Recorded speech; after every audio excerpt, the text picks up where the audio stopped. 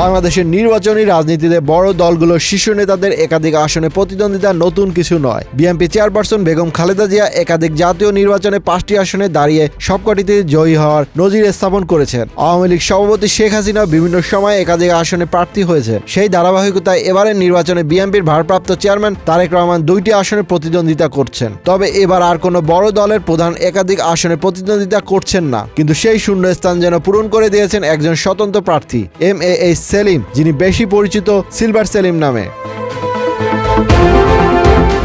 বাগেরহাট জেলার 4টি আসনের মধ্যে 3টিতেই একযোগে স্বতন্ত্র প্রার্থী হয়ে রাজনৈতিক অঙ্গনে চমক সৃষ্টি করেছেন এই ধনাঢ্য শিল্পপতি। সিলভার লাইন গ্রুপের প্রধান এমএএইচ সেলিম ঢাকার গুলশান 1 এলাকার বহুতল বাণিজ্যিক ভবন সিলভার টাওয়ারের মালিক। এবারের নির্বাচনে অংশ নেওয়া ধনী প্রার্থীদের তালিকায় তিনি শীর্ষ 10-এ রয়েছেন। রাজনীতিতে সেলিমের যাত্রা নতুন নয়। 2001 সালে বিএনপির প্রার্থী হিসেবে বাগেরহাট 2 আসন থেকে প্রথমবার নির্বাচন করে সংসদ সদস্য নির্বাচিত হন তিনি। সে সময় তারেক রহমানের সঙ্গে তার ঘনিষ্ঠ সম্পর্ক ছিল এমন ধারণা স্থানীয় রাজনীতিতে প্রচলিত।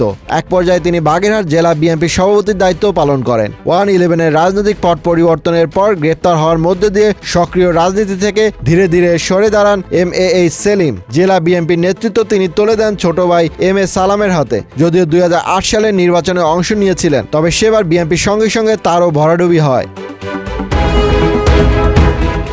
পরবর্তী 1 দশকের বেশি সময় ধরে আওয়ামী লীগের শাসনামলে বাগেরহাটে বিএনপির সংগঠন মূলত এই পরিবারটির হাত ধরে টিকেছিল বলে স্থানীয় নেতাকর্মীদের অনেকেই মনে করেন। 2018 সালের নির্বাচনে বিএনপির অংশগ্রহণ থাকলেও বাগেরহাট 2 আসনে ধানের শীষে প্রার্থী ছিলেন এম.এ. সালাম, কিন্তু এবারের নির্বাচনের দৃশ্যপট পুরোপুরি বদলে গেছে। বিএনপি সেলিম বা সালাম কাউকেই মনোনয়ন দেয়নি। দল থেকে নিয়েছে তুলনামূলকভাবে অপরিচিত মুখ ব্যারিস্টার শেখ মোহাম্মদ জাকির হোসেনকে। তিনি বাংলাদেশ সুপ্রিম কোর্টের একজন আইনজীবী।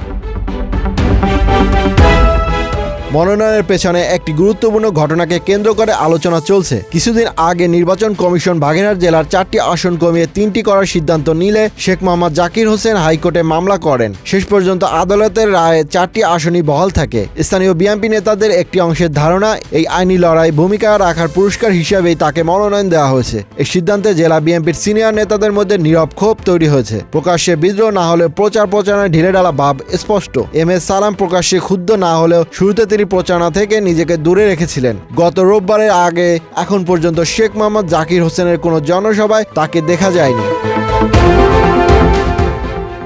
অন্যদিকে এমএএইচ সেলিম প্রকাশ্যে বিদ্রোহের পথ বেছে নিয়েছেন। তিনি বাগেরহাট 1, 2, 3 এই 3টি আসন থেকে স্বতন্ত্র প্রার্থী হয়েছেন। মাঠ পর্যায়ে ঘুরে দেখা গেছে বাগেরহাটের সবচেয়ে দৃশ্যমান ও ব্যয়বহুল প্রচারণা তারই। সদর আসনে তিনি ঘোড়া প্রতীক নিয়ে লড়ছেন, আর শহর জুড়ে ঘোড়া মার্কার পোস্টার, ব্যানার আর মাইকিং চোখে পড়ছে। একটি সূত্র জানায়, ঢাকায় সিলভার লাইন গ্রুপের যেসব কর্মী রয়েছেন তাদের বড় একটি অংশ এখন বাগেরহাটে অবস্থান করছেন নির্বাচনী প্রচারণার কাজে। আরও চমকপ্রদ হলো বাগেরহাট শহরে কয়েকজন শ্বেতাঙ্গ নারীকে ভাঙা বাংলায় ঘোড়া মার্কার পক্ষে প্রচারণা চালাতেও লিফলেট বিতরণ করতে দেখা গেছে। স্থানীয়দের ধারণা, প্রচারণার অংশ হিসেবে তাদের বিদেশ থেকে আনা হয়েছে। যদিও দিনের বেলা বিএনপি নেতাকর্মীরা প্রকাশ্যে ধানের শীষের পক্ষে কাজ করছেন। বাগেরহাটের সাংবাদিকদের ভাষ্য অনুযায়ী রাতের বেলায় তাদের অনেকেই দেখা গেছে এমএএইচ সেলিমের শহরের বাড়ি মেহেদীকুঞ্জে গিয়ে উপস্থিত হতে।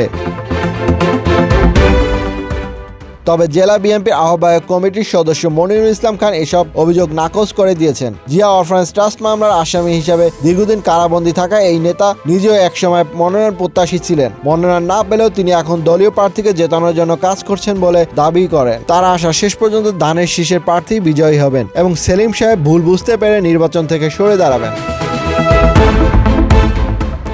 তবে স্থানীয় রাজনৈতিক বিশ্লেষণ ভিন্ন ইঙ্গিত দিচ্ছে। অনেকের মতে বাগেরহাট 2 আসনে ধানের শীষ প্রায় 40% ভোট পেতে পারে। জামায়াতের ভোট 30%-এর নিচে থাকবে।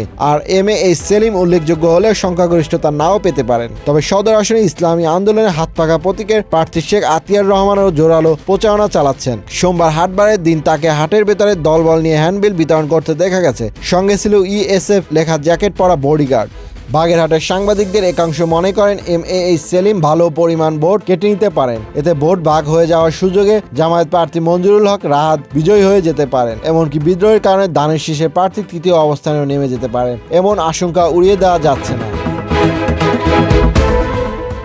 3টি আসনের মধ্যে অন্তত একটিতে MA সেলিমের জয় পাওয়ার সম্ভাবনা নিয়েও আলোচনা চলছে। বিএনপি অনেক নেতা আশা করেছিলেন গত সোমবার খুলনার জনসভায় তারেক রহমান এই বিষয়ে স্পষ্ট দিক নির্দেশনা দেবেন। তবে খালিশপুরের জনসভায় তিনি বাগেরহাটের ধানের শীষের প্রার্থীদের পরিচয় করিয়ে দিলেও বিদ্রোহী প্রার্থী প্রসঙ্গে কোনো মন্তব্য বা আহ্বান জানাননি। যদিও বাগেরহাট সদর আসনে এই বিদ্রোহী প্রার্থী এখন শুধু স্থানীয় নয়, বিএনপির কেন্দ্রীয় নেতৃত্বের জন্য একটি বড় উদ্বেগের কারণ হয়ে উঠেছে।